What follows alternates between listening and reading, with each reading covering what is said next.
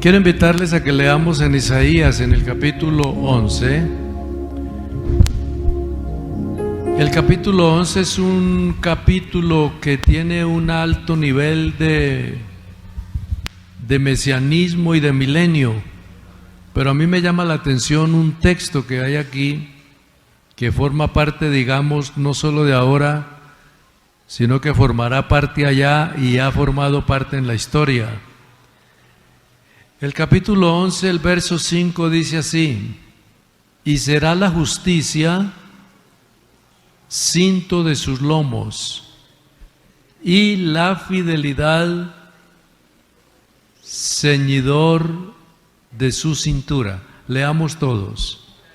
Y será la justicia cinto de sus lomos y la fidelidad ceñidor de su cintura. Te damos gracias, Dios mío, por tu palabra. Por favor, en este instante ayúdanos y háblanos. Guíanos, bendito Salvador, poderoso Dios. Oh, alabanzas sean dadas a ti, bendito Salvador. Es en tu nombre glorioso, Jesús. Amén. Gracias a Dios. ¿Pueden sentarse, por favor?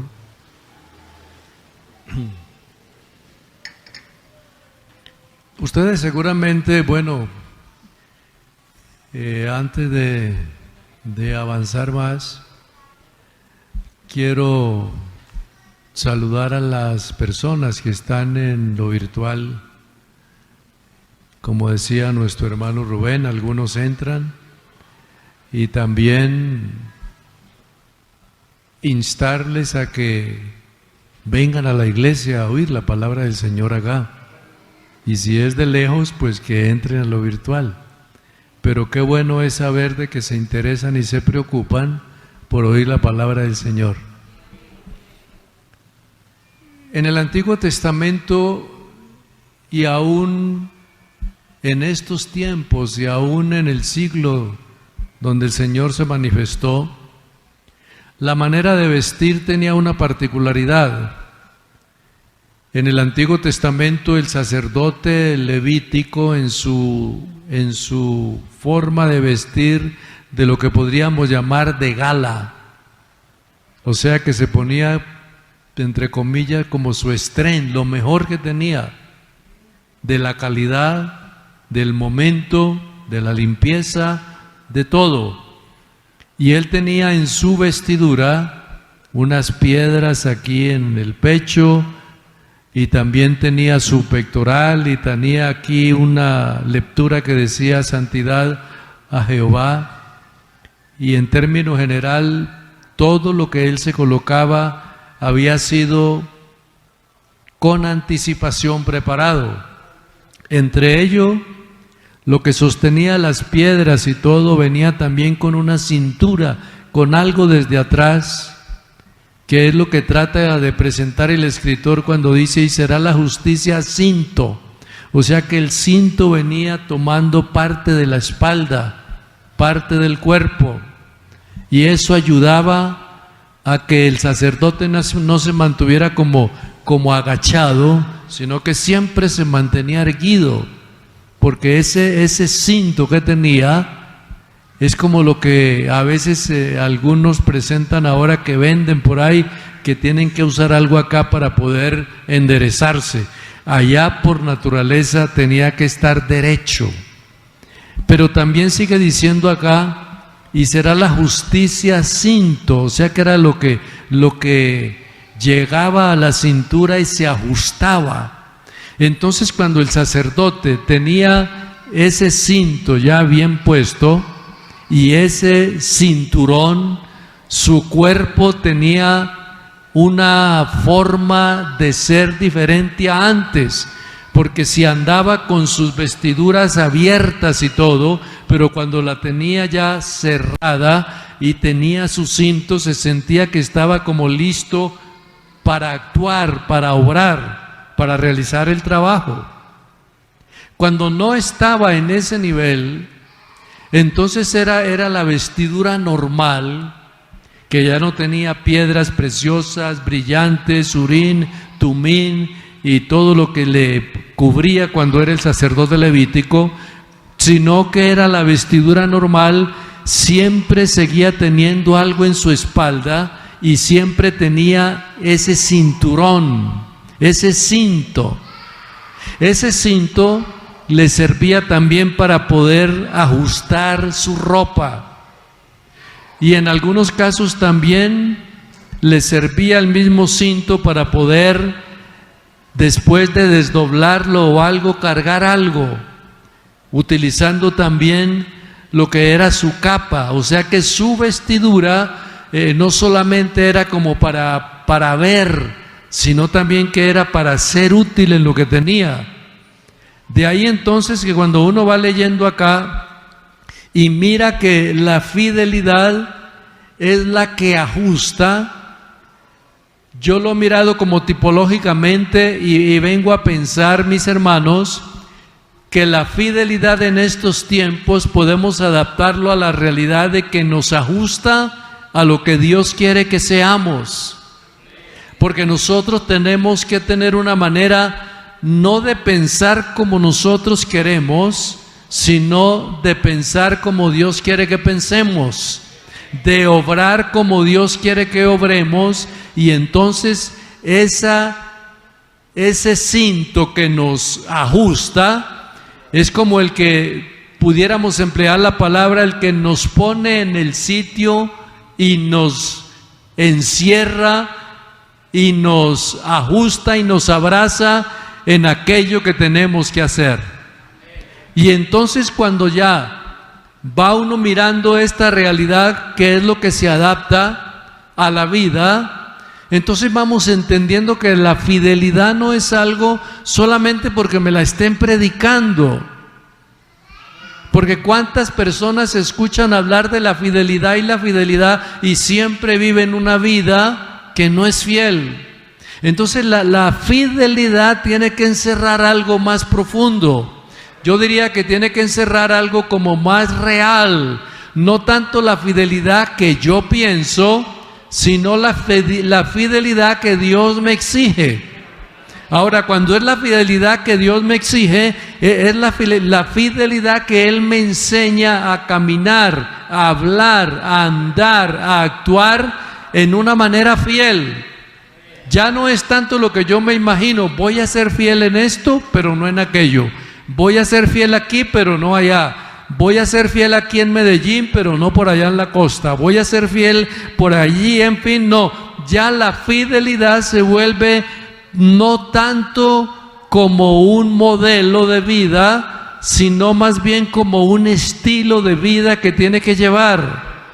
Tiene que ser fiel o por sí o por no, estando aquí, estando allá, teniendo dinero, no teniendo dinero, estando enfermo, estando sano, estando en dificultades, estando alegre, estando contento, porque la fidelidad es lo que lo ajusta todos los días para que aprenda a vivir la realidad de la vida. ¿Cuántos dan una alabanza al Señor? Entonces esa manera de mirar la fidelidad es la que nos lleva a pensar de que si verdaderamente tenemos ese nivel de fidelidad, y cuando se habla de fidelidad, esa es una de las palabras que más el ser humano la pronuncia, pero que menos la practica.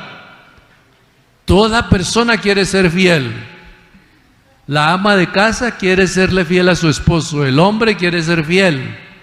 La persona que llega a un nivel de su trabajo y llega allí a laborar y dice, no, a esta empresa yo voy a trabajar, voy a ser fiel a ella, pero resulta que con los años como que pierde la fidelidad, se va para otra, o no le llamó la atención, o aún ganando un buen salario, se fue.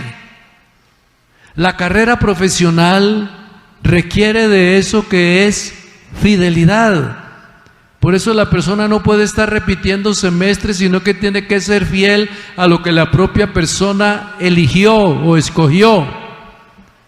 Si la persona se pone cada semestre a pensar y a pensar, yo diría entre comillas que resulta siendo infiel a la carrera que pensó, y piensa en la otra, y piensa en la otra carrera, y piensa en la otra, y llega a 5 años de semestres ensayando porque no es fiel a sus mismos principios o valores de lo que quiere estudiar.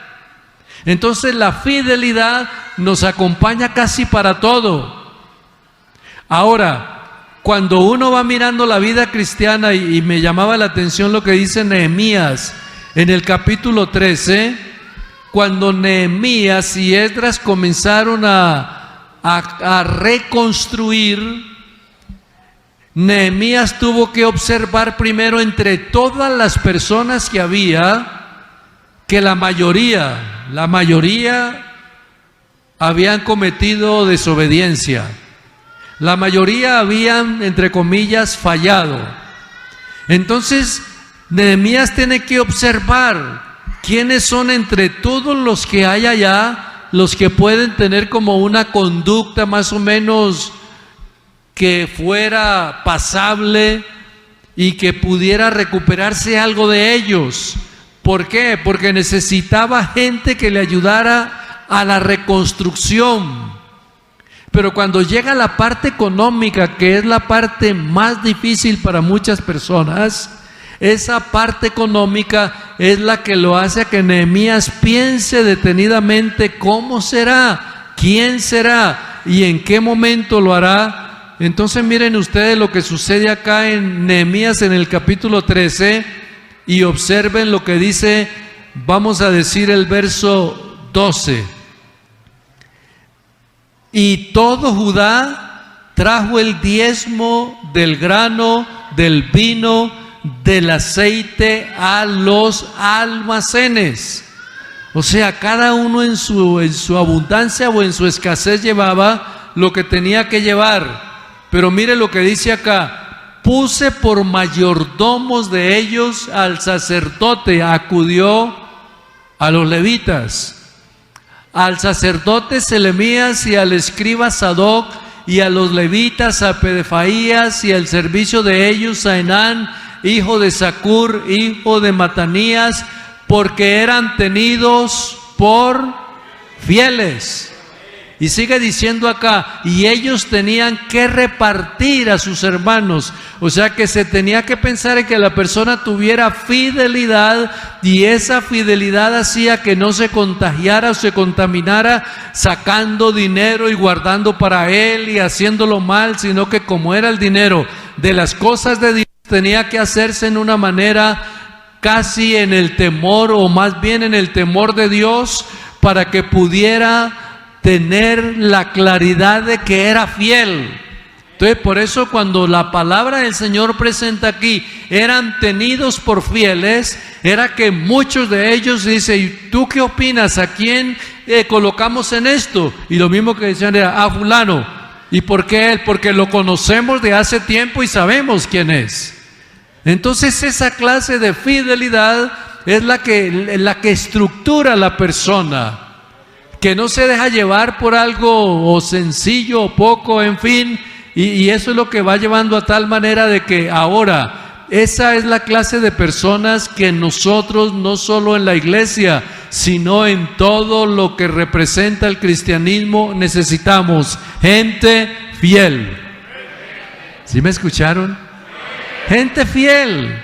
No me refiero a lo que él diga, yo soy fiel, soy fiel. No, no, no. Es que ustedes mismos vean, y cuando ven la persona dicen, no, es que esa mujer realmente es fiel, ese hombre realmente es fiel. Porque la persona fiel ya no tanto lo dice, sino que los demás lo ven.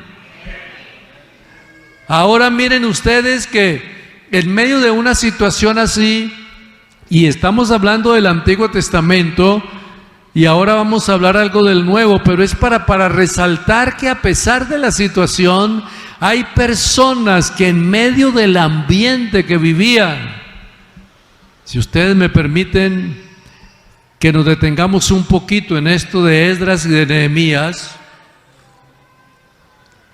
uno se pregunta a veces, pero es que acababan de llegar.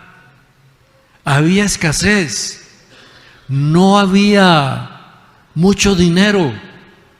¿A dónde están los cultivos? Cuando dice aquí traían el diezmo de todo esto, porque era poco, pero sí se ve que había bastante y tuvieron que nombrar como tesorero.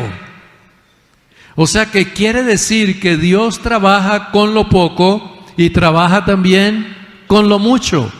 Entonces, al presentarse de esa manera y decir que eran fieles, Nehemías ya se olvida de estar como viendo qué llevó, qué sacó, qué hizo. ¿Por qué? Porque sabía que era fiel, y cuando la persona es fiel, ya no está que andar como decir tras de ella o pendiente o algo, porque la fidelidad lo mantiene bien parado y lo mantiene bien asegurado y lo mantiene bien erguido y lo mantiene bien fuerte. Hay una alabanza al Señor. Ahora, en ese ambiente que se vive y se presenta la situación que esos hombres eran fieles aún en lo poco que tenían, porque uno no puede decir aquí que los que Nehemías escogió eran los más ricos, los que tenían, no, posiblemente eran de los más pobres que había, pero eran fieles. Yo quisiera que miráramos una situación acá. Hay una situación de un hombre que también fue llevado cautivo, o más bien cuando era niño, fue llevado cautivo de Jerusalén a Babilonia. Y yo me refiero a este hombre llamado Daniel. Lo que yo deseo que tengamos en cuenta es que en Daniel hay una palabra que sobresale, y yo diría que es una palabra que sobresale casi en toda la vida de él. Mire lo que dice la palabra del Señor en el capítulo 6, el verso 4. Entonces los gobernadores y sátrapas buscaban ocasión para acusar a Daniel en lo relacionado al reino, o sea, su trabajo, su responsabilidad, su oficio, su sometimiento, mas no podían hallar ocasión alguna o falta, porque era fiel, y ningún vicio ni falta fue hallado en él. Entonces miren ustedes que no quiere decir que la persona por tener o no tener, porque la altura que tenía Daniel era una altura ya a este nivel. En el capítulo 6 ya había pasado lo de los 3 jóvenes hebreos, ya había pasado una serie de cosas, ya era un hombre que gozaba o disfrutaba de altura, de nivel, ¿por qué no decir de economía también? Pero entonces dice acá, en lo relacionado no lo podían hallar ocasión porque era fiel. Cuando la palabra del Señor presenta que una persona lo es porque muchas veces se ha visto que lo es. ¿De acuerdo? Es como cuando la palabra del Señor dice, y era hermosa, y era hermoso de parecer. Es mucho más de lo que uno se imagina. Porque precisamente la palabra del Señor tiene esa particularidad, que dice lo que debe de decir y quiere decir lo que dice. No es como uno, que a veces ve a alguien que no es así como tan elegante, dice, uy, qué belleza.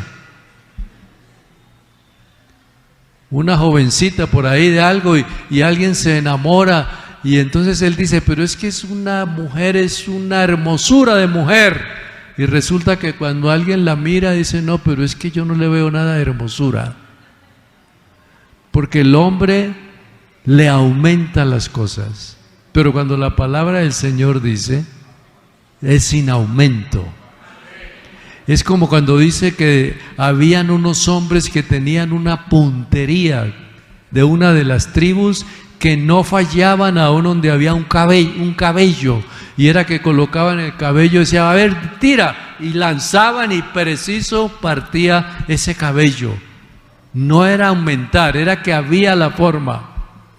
Ahora, cuando uno mira entonces en Daniel, se va dando uno cuenta de que Daniel no se ganó aquello de que dijeran que era fiel por la altura que tenía, sino por la manera como lo veían.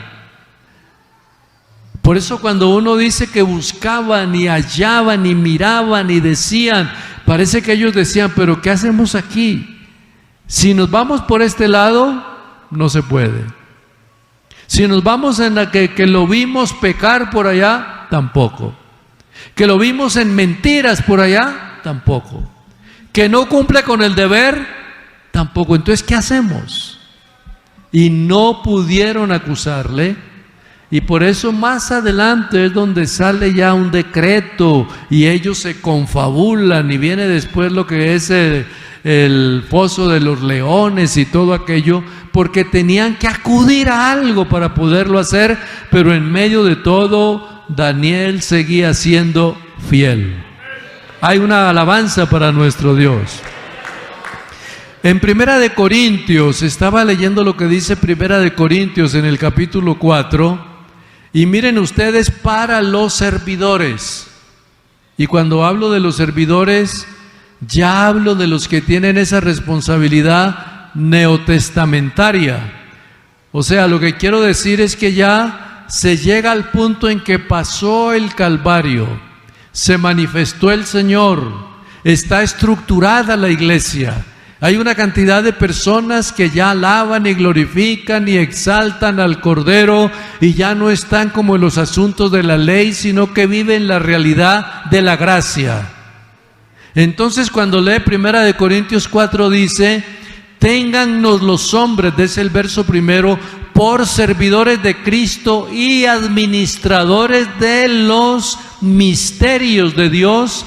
Ahora pues se requiere de los administradores que cada uno sea hallado fiel.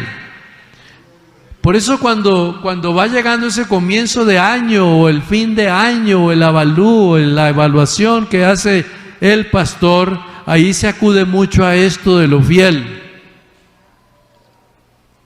Porque precisamente al comienzo de año, lo que usted diga, pastor, a la hora que diga, no solamente llámeme, no más que ahí corro a lo que usted diga. Y resulta de que las cosas no fueron así. Entonces aquí, esa fidelidad no es emocional. Esa fidelidad tiene que ser parte de la vida misma. Que le dieron la clase que causa más problema de escuela dominical. Pero el hermano, ¿qué me vería a mí que me puso esta clase de los que más molestan? Si te tocó la que más molesta, pídele a Dios que te ayude, pero sé fiel a lo que Dios te entregó. Que yo hubiera querido ser el presidente y me pusieron de vice. Conténtate y antes gracias y ayúdale a tu colaborador allí o a tu inmediato jefe que es el presidente. Que la adorca. No, pero es que yo llevo varios años en aquello.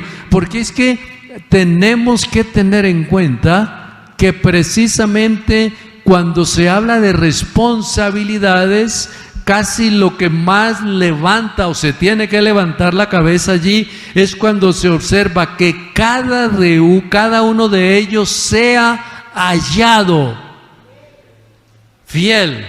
Ese ser hallado parece que viene a tener como una etimología de estar buscando.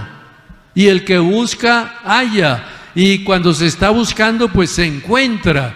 Pero miren ustedes que dice que sea hallado fiel los administradores, el que hace una labor, el que hace un trabajo, el que le encargaron una comisión, el que tiene el evangelismo, el que tiene la responsabilidad económica, el hermano que por sencillo que sea el oficio que le dieron, pero entonces por más sencillo que sea, hay un requerimiento. Y ese requerimiento es que sea ¿qué? Fiel, que sea hallado fiel en todas las áreas. Si usted es fiel solamente en una área, pero en la otra le causa dificultad, La fidelidad no es completa, no es total. Por eso le digo que la santidad y la fidelidad van ligadas. Una persona no puede ser santa en parte, tiene que ser santa todo el tiempo. Una persona fiel tiene que ser fiel todo el tiempo. ¿Qué se gana que sea fiel aquí y allá? Es diferente. Casi que aquí tiene una manera de vestir y allá tiene otra. Aquí tiene una manera de hablar, de saludar, amable y tratable, pero se la encuentra por allá en determinado lugar y no conoce a nadie. Y hasta se tienen que esconder para que no le vean o algo. Esa es como una doble vida. Yo creo que esa no es la verdadera fidelidad. La fidelidad es que donde usted va, yo voy, nos vean de la forma como somos, porque precisamente eso es que seamos hallados fieles. Hay una alabanza al Señor. Avanzando entonces un poco con este tema, yo quiero decirles también que cuando yo estaba leyendo Primera de Timoteo, no sé por qué se cruzó Primera de Timoteo acá, y yo lo leí, y mire lo que dice Primera de Timoteo 3:11. Las mujeres que asimismo sean honestas, ¿qué?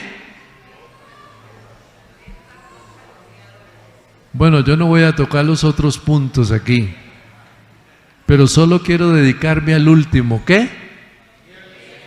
Fieles en todo. Porque ser fiel en todo anula todo lo demás ya. Una persona, una mujer fiel en todo, ni calumnia, ni vive una vida cristiana aquí y otra allá, ni se está enamorando aquí de este, del otro. No. Ni que calumniadora que aparece como reportera o calumniadora, en fin, bueno, yo no sé cómo llamarle ahora, pero es una persona que sabe vivir una vida cristiana hasta en honestidad. ¿Por qué? Por ser fiel en todo. Quiere decir que ese ser fiel en todo es la estructura que tiene de la vida cristiana. ¿Sí me entendió, verdad que sí? Es la estructura. O sea, es la forma en la cual tiene que desenvolverse o desempeñarse en la vida. Por eso cuando yo estaba leyendo las mujeres a sí mismo, o sea, parece que viene una continuidad de lo que estaba diciendo el 10, que sean sometidos a prueba, que ejerzan el diaconado, si sean irreprensibles, pero dice las mujeres a sí mismo, o sea que conecta la responsabilidad de unos que había, la conecta con lo que ella va a tener, porque en el sentido ya de lo que es precisamente la fidelidad, esa fidelidad no es solo aquí ni allá ni en diácono, sino que puede ser hombre o mujer, tiene que ser fiel para poder conseguir lo que Dios tiene para darle a las personas. Hay una alabanza para el Señor, ¿verdad? En 2 de Timoteo 2:2 dice que los hombres deben de enseñar y deben de administrar y ser fieles para también dirigir y ayudar a los otros. O sea que cuando uno en 2 de Timoteo, en el capítulo 2, va uno observando lo que dice el verso 2, sufre, y dice: lo que has oído entre mí, testifica, y a los hombres que serán idóneos para enseñar, sufre penalidades. Ninguno que milita se enreda en los negocios de la vida, sino que es alguien que agrada a Dios en todas las cosas. Entonces se necesita para enseñar que la persona sea fiel.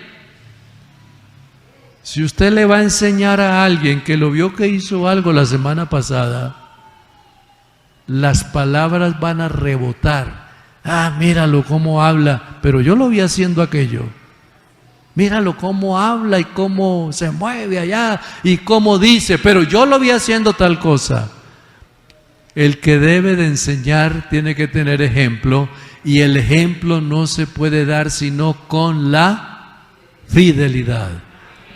Yo quiero invitarles a algo ya para que hagamos un análisis un poquito rápido acá, y es el análisis del compromiso en ese campo de la fidelidad con quién es. Si usted tiene el compromiso de la fidelidad con el hermano Rubén o la hermana Lida, va muy mal. Pero si tiene el compromiso con Dios, por ahí es el camino. Porque es que no es con el humano, es con aquel que nos ha salvado, aquel que nos ha rescatado. El compromiso es con la iglesia. No sé si recuerdan aquel pasaje donde dice que el que cause un escándalo o algo, parece que la terminología que emplean no es como muy agradable, y que se ponga una piedra de molino y se tire allá, hablando como del escándalo que puede ocasionar haciendo algo. ¿Por qué? Porque es la persona que no tiene buen testimonio, y al no tener buen testimonio, pues la persona no es fiel.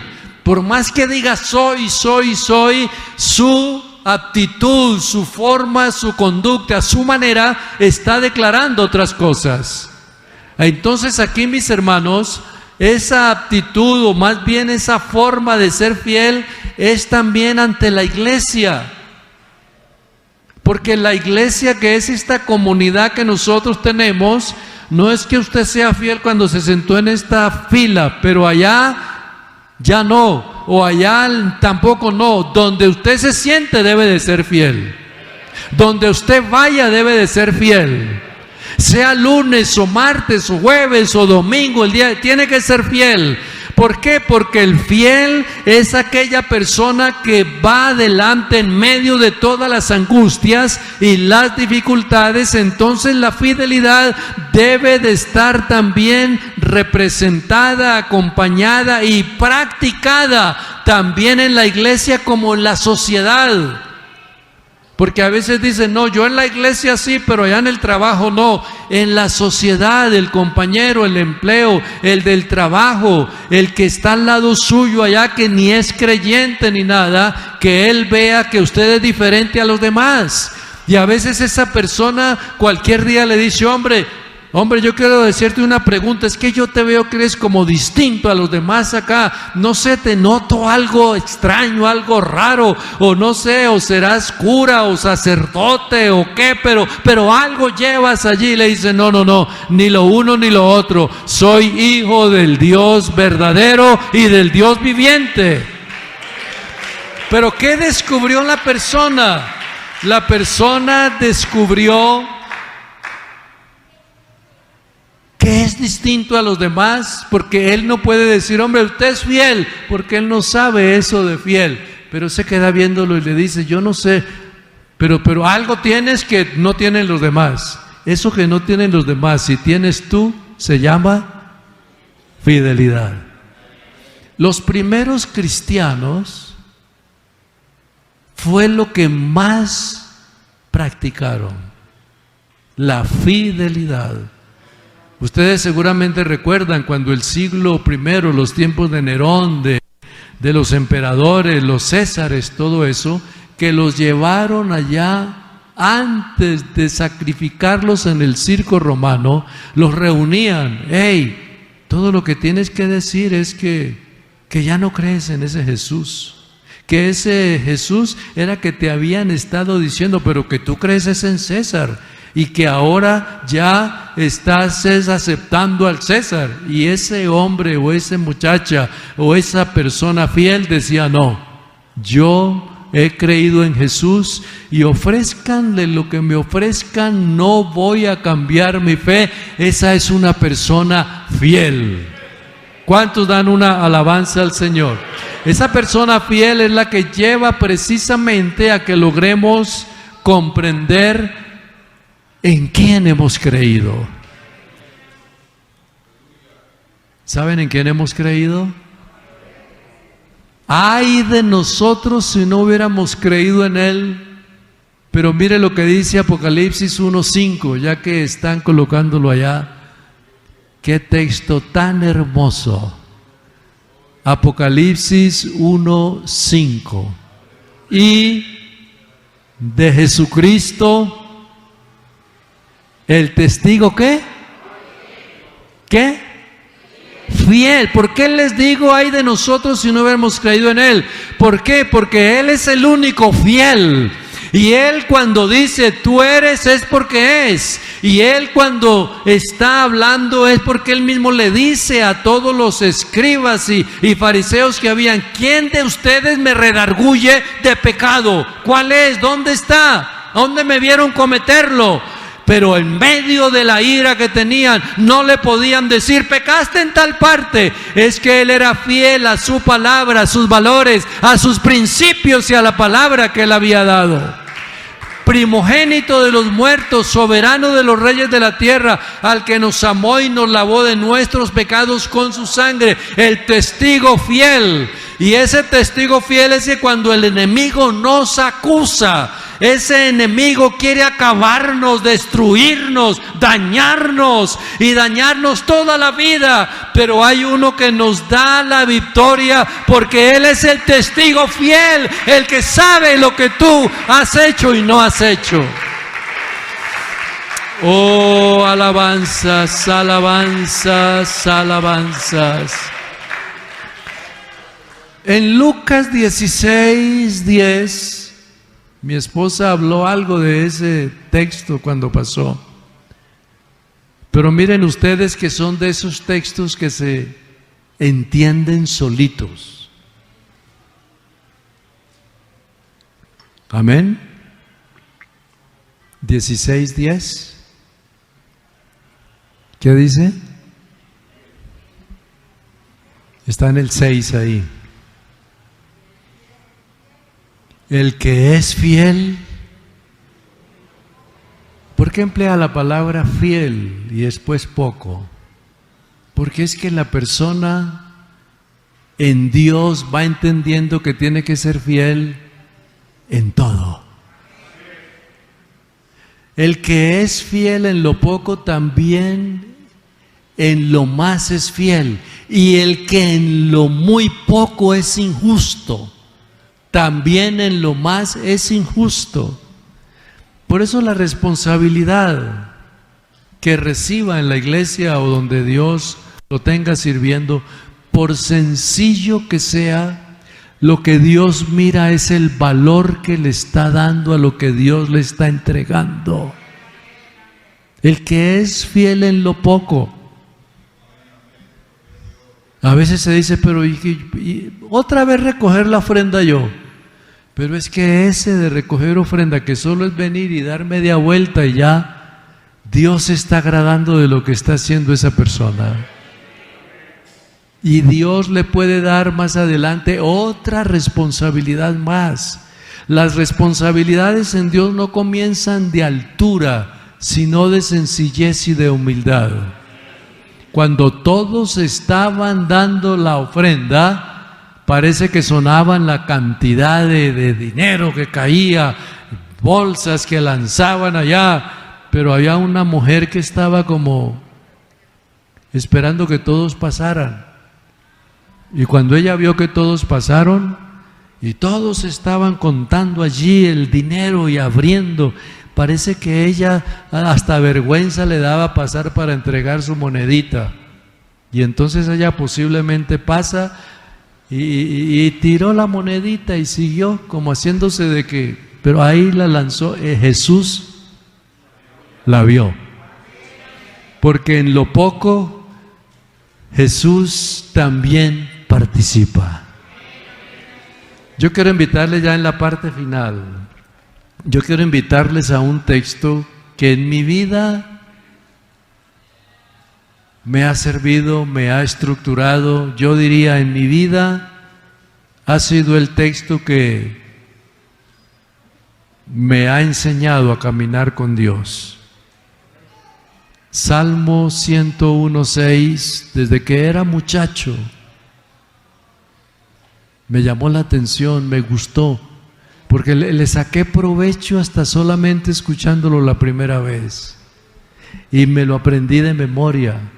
Y creo que usted se lo sabe de memoria.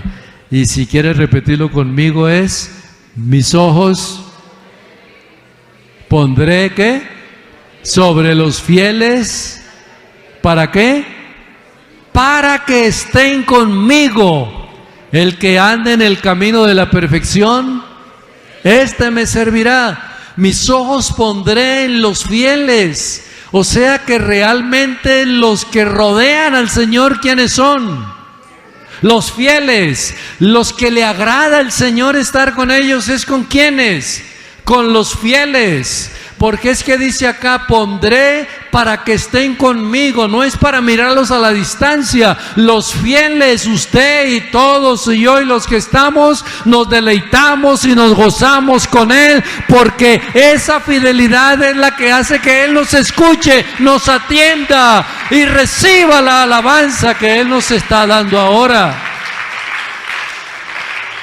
Ese concepto divino es el que nos interesa. Mis ojos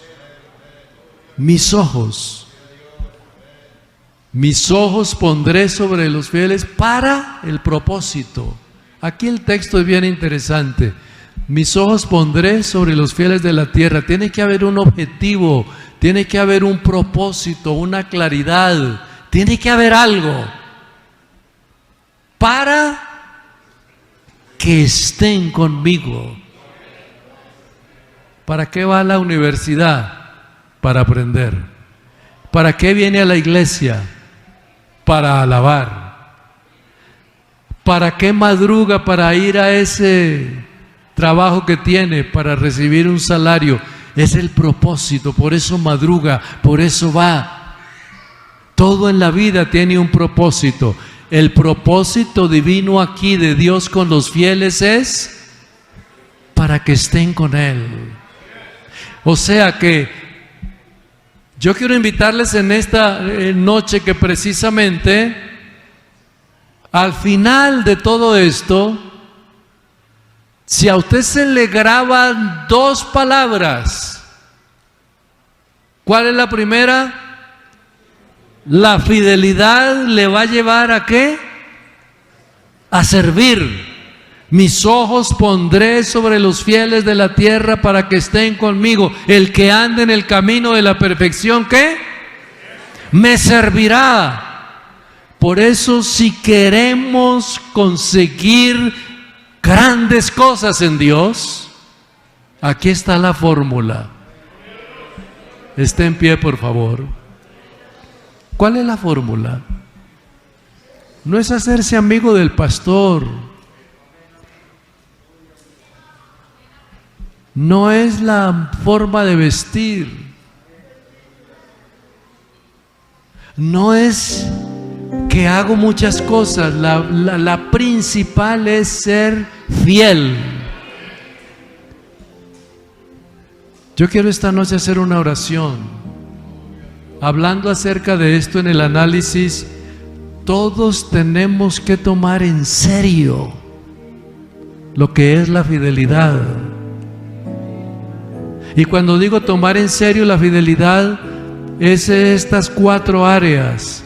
La fidelidad en las amistades, en el ambiente, en los compromisos y en la vida. Porque Dios no pasará por inocente al culpable.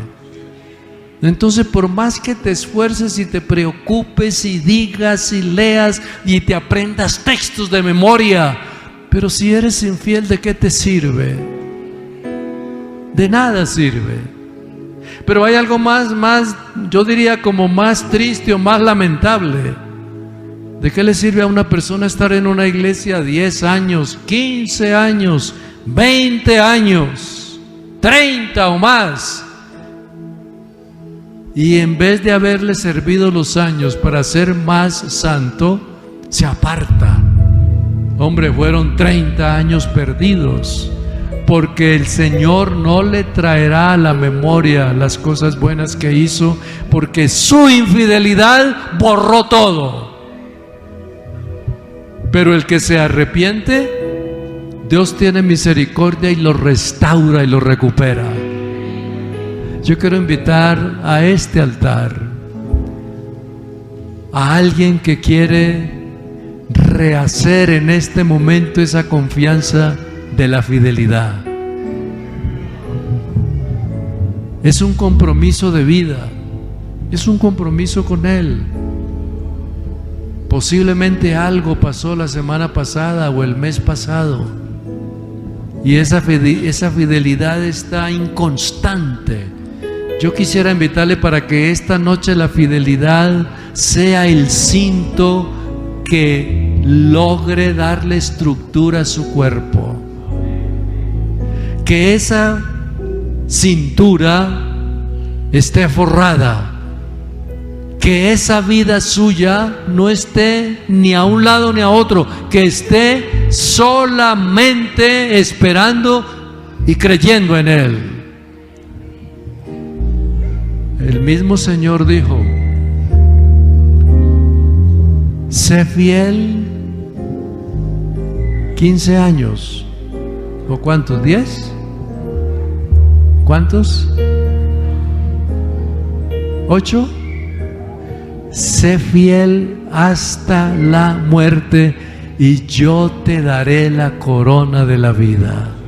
Quiere decir que la fidelidad no tiene tiempo para decir que yo soy fiel 10 o 20, no, es toda la existencia. Vamos a orar por este grupo que está aquí. ¿Alguien más desea venir acá? Vamos a hacer una oración de fe. Sabe que a veces hay peticiones: Señor, ayuda, sana, libra, guarda. Pero que esta oración sea: Señor, que la fidelidad mía sea comprobada por ti y que tú seas quien hable por mí, quien lo haga por mí y quien siga, Señor Jesús, guiando mi vida, sea solamente tú. Vamos a hacer esta oración en el nombre de Jesús y después entonamos: tú has sido fiel, siempre has sido fiel. Levanten sus manos todos allá.